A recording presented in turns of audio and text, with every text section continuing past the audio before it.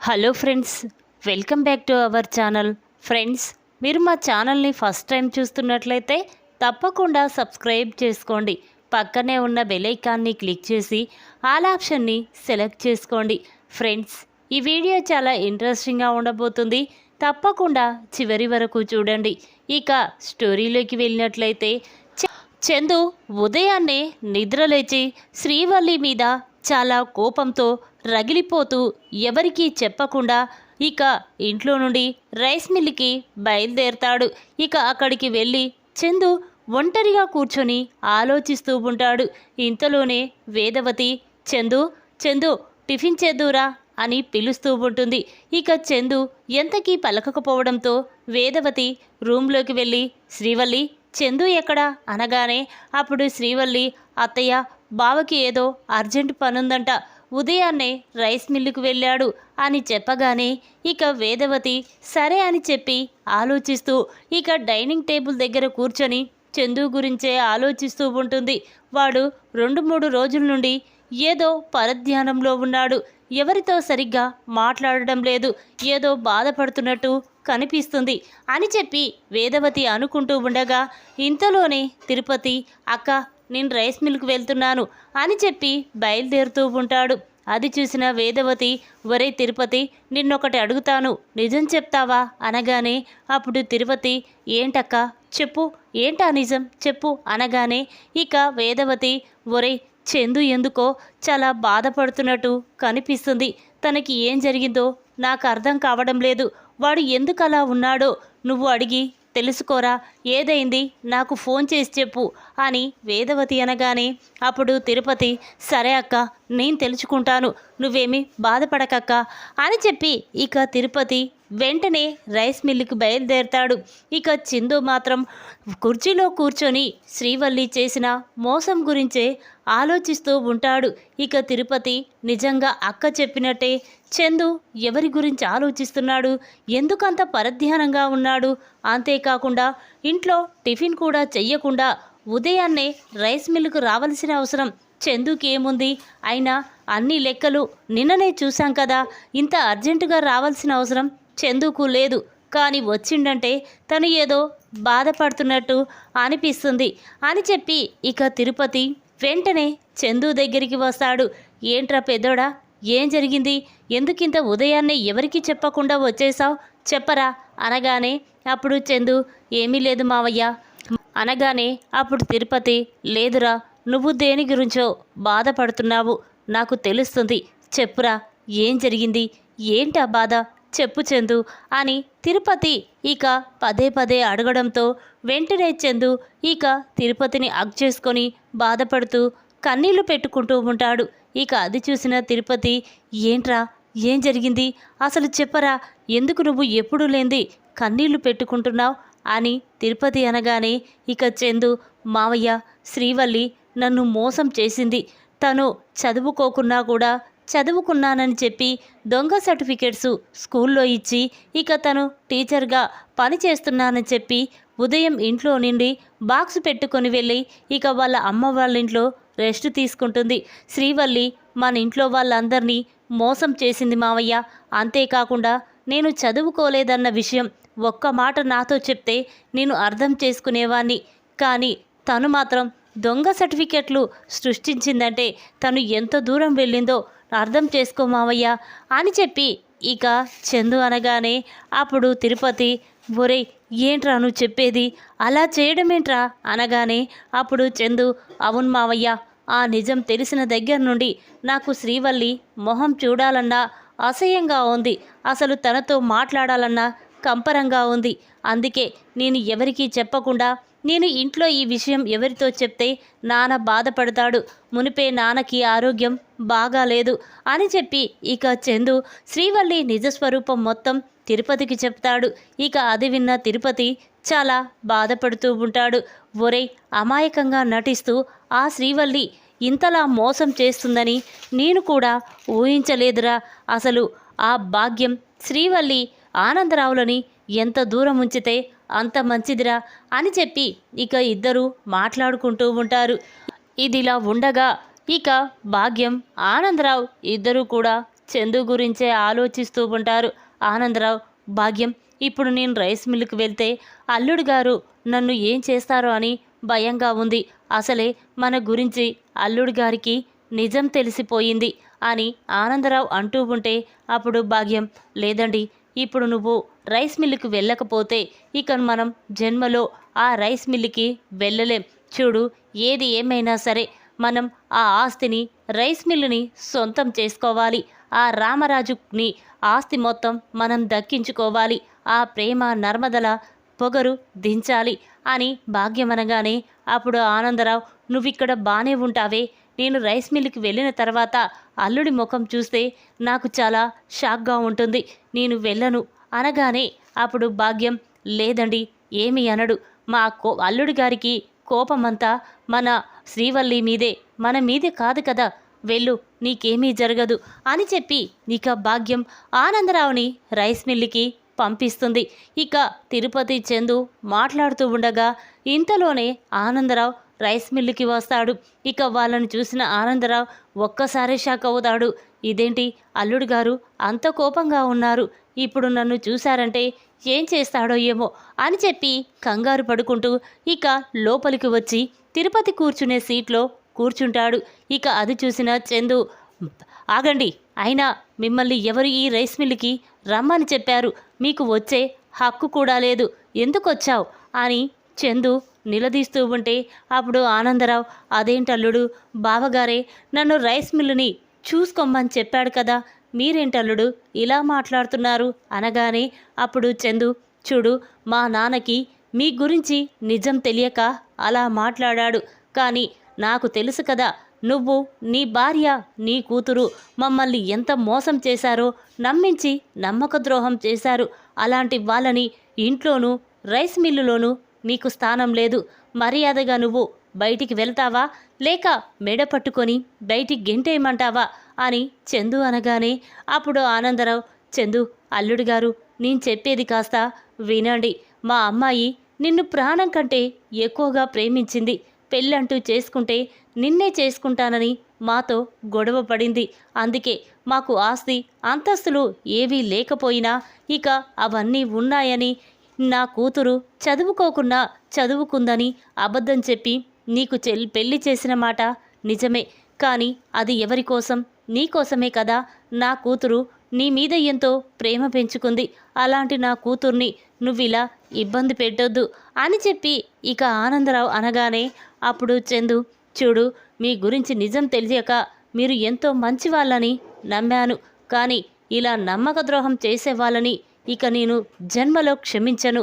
ఏ ఒక్కరోజైనా శ్రీవల్లి పెళ్లి తర్వాత ఆ నిజం నాతో చెప్పి ఉంటే నేను మనస్ఫూర్తిగా తనని క్షమించేవాణ్ణి, నేను భార్యగా స్వీకరించేవాణ్ణి. కానీ ఇప్పుడు నిజం తెలిసిన దగ్గర నుండి మిమ్మల్ని మీ మొహాలు చూడాలంటేనే నాకు అసహ్యంగా ఉంది. మర్యాదగా రైస్ మిల్లో నుంచి బయటికి వెళ్ళిపోండి అని చెప్పి ఇక చందు ఆనందరావు కాలర్ పట్టుకొని ఇక రైస్ మిల్లో నుంచి బయటికి గెంటేస్తూ ఉంటాడు. అప్పుడు తిరుపతి, ఒరే ఆగరా, ఆగరా చందు అంటూ ఉంటే అప్పుడు చందు, మామయ్య, వీళ్ళని క్షమించొద్దు మామయ్య, ఇప్పుడు వీళ్ళు రైస్ మిల్లులో దొంగతనం చెయ్యాలని కూడా చూస్తాడు. అంతేకాదు, ఈ రైస్ మిల్లుని, ఇంటిని సొంతం చేసుకొని మమ్మల్ని మెడ పట్టుకొని బయటికి గెంటేయాలని కూడా వీళ్ళు ప్లాన్ వేస్తారు. వీళ్ళు అలాంటి వాళ్ళే. చూడు, ఇతను రైస్ మిల్లుకు వచ్చేది ఎందుకో కాదు, ఈ రైస్ మిల్లులో డబ్బంతా దొంగతనం చేసి తీసుకువెళ్ళడానికే పక్కా ప్లాన్తోనే ఇప్పుడు ఇతను రైస్ మిల్లుకు వస్తున్నాడు అని చెప్పి ఇక చందు ఆనందరావుని రైస్ మిల్లులో నుంచి బయటికి గెంటేస్తాడు. ఇక అది చూసిన ఆనందరావు చాలా కోపంతో రగిలిపోతూ అక్కడి నుంచి వెళ్ళిపోతాడు. ఇక ఇంతలో భాగ్యం మాత్రం ఏం జరుగుతుందో నాకు మాత్రం టెన్షన్గా ఉంది, అసలు ఫోన్ కూడా చెయ్యడం లేదేంటి అని ఇక భాగ్యం అనుకుంటూ ఉండగా ఆనందరావు ఇంటికి వెళ్ళిపోతాడు. అది చూసిన భాగ్యం ఒక్కసారి స్టన్ అవుతుంది. ఏంటయ్యా, ఇంత తొందరగా ఇంటికి వచ్చావేంటి, ఏం జరిగింది అనగానే అప్పుడు అతను, ఇంకా ఏం జరగాలే భాగ్యం, అల్లుడు గారు నన్ను రైస్ మిల్లుకి రావద్దని చెప్పాడు. రైస్ మిల్లులో నుంచి మెడ పట్టుకొని బయటికి గెంటేశాడు. ఇక అటువైపు కన్నెత్తి కూడా చూడొద్దని నాతో చెప్పాడు అని చెప్పగానే ఇక భాగ్యం షాక్ అయిపోయి చూస్తూ ఉంటుంది. ఏమండి, అల్లుడు గారికి నిజం తెలిసిపోయింది. ఇక మనల్ని క్షమించడు. మనం వేసే ప్లాన్లు ఏవి కూడా ఇక వర్కౌట్ కావు. ఇక అమ్మాయి జీవితం కూడా ఎలా ఉంటుందో నాకు అర్థం కావడం లేదు అని చెప్పి భాగ్యం, ఆనందరావులు బాధపడుతూ ఉంటారు.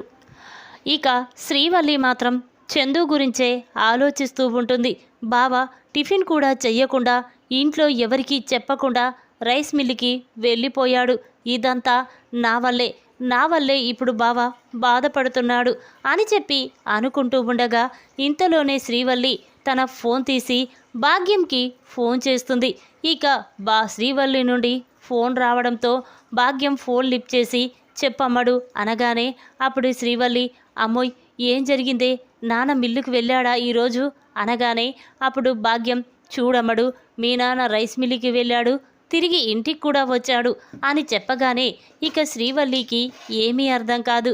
ఏంటమ్మా, ఏం జరిగింది, తిరిగి ఇంటికి రావడం ఏంటి అనగానే ఇక భాగ్యం, చూడమ్మడు, అదే అల్లుడు గారు మీ నాన్నని రైస్ మిల్లులో అడుగు పెట్టొద్దని చెప్పి ఇక మీ నాన్నని మెడ పట్టుకొని రైస్ మిల్లో నుంచి బయటికి గెంటేశాడు. ఇక మీ నాన్న ఇంటికి తిరిగి వచ్చాడు అని చెప్పగానే శ్రీవల్లి స్టన్ అయిపోయి చూస్తూ ఉంటుంది. అమ్మ, ఇక ఆయన పూర్తిగా మన మీద నమ్మకం కోల్పోయాడు. ఇక మనల్ని ఎప్పుడూ నమ్మడు. ఏం చెయ్యాలో కూడా అర్థం కావడం లేదు అనగానే ఇక భాగ్యం వెంటనే ఇక శ్రీవల్లికి ఒక ప్లాన్ చెప్తుంది.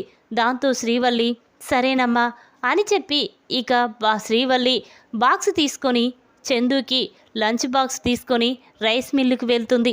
ఇక అక్కడ చందు కోపంతో ఉండడం చూసిన శ్రీవల్లి, అమ్మో, బావ చాలా కోపంగా ఉన్నాడు. ఇప్పుడు నేను భోజనం తెచ్చానని చెప్పినా కూడా నా ఏమంటాడో భయంగా ఉంది అని చెప్పి ఇక శ్రీవల్లి కంగారు పడుతూ చందు దగ్గరికి వెళ్ళి, బావా నీకు భోజనం తీసుకొచ్చాను. ఉదయం టిఫిన్ కూడా చెయ్యకుండా నువ్వు మిల్లుకు వచ్చావని నాకు తెలుసు. పద బావా, భోజనం చేద్దాం అని శ్రీవల్లి అనగానే అప్పుడు చందు కోపంగా, చూడు, నాకింకా మరింత కోపం తెప్పించకు. మర్యాదగా నువ్వు ఇక్కడి నుంచి వెళతావా లేదా అని చందు అనగానే అప్పుడు శ్రీవల్లి, బావా, నేను చేసింది తప్పే. నేను చదువుకున్నానని నీతో అబద్ధం చెప్పింది నీకోసమే, నిన్ను పెళ్లి చేసుకోవడం కోసమే బావా నేను ఈ అబద్ధం చెప్పాను. ప్లీజ్ నన్ను నమ్ము బావా అని శ్రీవల్లి అంటూ ఉంటే అప్పుడు చందు, చూడు, ఇలా అబద్ధాలు చెప్పేవాళ్ళంటే నాకు చాలా అసహ్యం. ముందు ఇక్కడి నుంచి వెళ్తావా లేక నన్నే ఇక్కడి నుంచి వెళ్ళిపోమ్మని చెప్తావా అనగానే అప్పుడు శ్రీవల్లి, ఎందుకు బావా, ఎందుకు నన్ను ఇలా బాధ పెడుతున్నావు? ఏదో ఒక అబద్ధం చెప్పినంత మాత్రాన మొత్తం నిన్ను మోసం చేశానని ఎందుకు అనుకుంటున్నావు బావా? చూడు, నీకోసమే అని చెప్పాను కదా బావా, ప్లీజ్ అని చెప్పి శ్రీవల్లి ఇక చందు కాళ్ళు పట్టుకొని క్షమాపణ అడుగుతూ ఉంటుంది. అప్పుడు చందు, చూడు శ్రీవల్లి, ఇన్ని రోజులు నీ మాయ మాటలు నమ్మే నేను మోసపోయాను. ఇక నేను నీ మాటలు నమ్మను. మావయ్య, మర్యాదగా వల్లిని ఇక్కడి నుంచి వెళ్ళిపోమ్మని చెప్పు, లేకపోతే నేను ఏం చేస్తానో నాకే తెలియదు అని చందు అనగానే అప్పుడు తిరుపతి, అమ్మ వల్లి, నువ్వు ఇంటికి వెళ్ళమ్మా. ఇప్పుడు ఇంతమందిలో రైస్ మిల్లులో అందరూ చూస్తూ ఉండగా గొడవ పడడం మంచిది కాదు. నువ్వు ఇక్కడి నుంచి వెళ్ళు అని చెప్పగానే ఇక వల్లి చాలా బాధపడుతూ కన్నీళ్లు పెట్టుకుంటూ ఆ బాక్స్ తీసుకొని ఇక ఇంటికి వస్తుంది. అది చూసిన వేదవతి, ఏంటి వల్లి, చందు భోజనం చేశాడా అనగానే అప్పుడు వల్లి, అత్తయ్య అని చెప్పి ఇక రూమ్లోకి వెళ్ళి డోర్ వేసుకుంటుంది. అది చూసిన వేదవతికి ఏమీ అర్థం కాదు. అంటే చందు గురించి, శ్రీవల్లి గురించి చందుకి నిజం తెలిసిపోయింది. అందుకే వాడు శ్రీవల్లిని దూరం పెడుతున్నాడు. ఈరోజు టిఫిన్ కూడా చెయ్యకుండా వెళ్ళిపోయాడంటే ఇక వాడికి మొత్తం నిజం తెలిసిపోయింది. అయినా ఈ శ్రీవల్లి మోసం చేసినందుకు తనకు శిక్ష పడవలసిందే అని చెప్పి వేదవతి అనుకుంటూ ఉంటుంది. ఇక తిరుపతి, ఒరే చందు, ఎందుకురా, జరిగిందేదో జరిగిపోయింది, ఇక మరింత బాధ పెట్టడం మంచిది కాదురా అనగానే అప్పుడు చందు, లేదు మామయ్య, ఇది కాకుండా ఇంకా ఎన్ని తప్పులు చేసిందో అని చెప్పి ఇక వెంటనే చందు తన ఫోన్ తీసి నర్మదకి ఫోన్ చేశాడు. చందు నుండి ఫోన్ రావడంతో నర్మద ఫోన్ లిఫ్ట్ చేసి చెప్పు బావా అనగానే అప్పుడు చందు చూడు నర్మద, నిజంగా శ్రీవల్లి ఇదొక్క అబద్ధమే చెప్పిందా, ఇంకేమైనా చెప్పిందా, మర్యాదగా చెప్పండి. చూడు అసలు శ్రీవల్లి ఏమేం పని చేసిందో చెప్తారా లేదా అనగానే అప్పుడు నర్మద అది కాదు బావా అని అంటూ ఉంటే ఇక చందు మాత్రం చెప్పు నర్మద, ఇంకా కొన్ని విషయాలు నీకు తెలియాలని నాతో చెప్పావు, ఆ విషయాలు ఏంటియో చెప్పు అనగానే అప్పుడు నర్మద చూడు బావా, శ్రీవల్లి అక్క విశ్వాకి అమూల్యకి ప్రేమ రాయవారం నడిపించింది. అంతేకాకుండా ప్రేమ నగలు దొంగతనం చేసి తిరుపతి బాబాయిని ఇరికించింది. ఇక విశ్వ వేరే అమ్మాయితో క్లోజుగా ఉండడం ఇక శ్రీవల్లి యొక్క ప్లానే. అమూల్య చేత అసలు నిజాన్ని బయట పెట్టించింది కూడా అక్కే. అసలు ఈ రెండు కుటుంబాలకి గొడవలకు కారణం శ్రీవల్లి అక్కే అని నర్మద శ్రీవల్లి నిజస్వరూపం మొత్తం కూడా చందు ముందు బయట పెడుతుంది. ఇక అది చూసిన చందు షాక్ అయిపోయి చూస్తూ ఉంటాడు. అంటే శ్రీవల్లి నా చెల్లెలి జీవితాన్ని కూడా నాశనం చేసిందన్నమాట.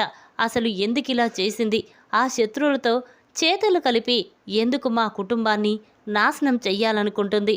అయితే వాళ్ళు చెప్పినట్టు చెయ్యడం కోసమే శ్రీవల్లి నన్ను పెళ్లి చేసుకుందా అని చందు ఇంకా మరింత బాధపడుతూ ఉంటాడు. అప్పుడు తిరుపతి ఒరే చందు, ఏంట్రా ఏదో కొంచెం చిన్న విషయానికి ఎందుకురా ఇలా నువ్వు బాధపడడం, చూడు ఏదైనా జరిగితే వెంటనే నువ్వు ఈ విషయం బావకి అక్కకి చెప్పేయి, లేకపోతే తర్వాత తెలిస్తే బావ నిన్ను మరింత కోప్పడతాడు. చూడు వెంటనే నువ్వు ఇంటికి వెళ్ళి శ్రీవల్లి నిజస్వరూపం మొత్తం బావ అక్క ముందు చెప్పేయి.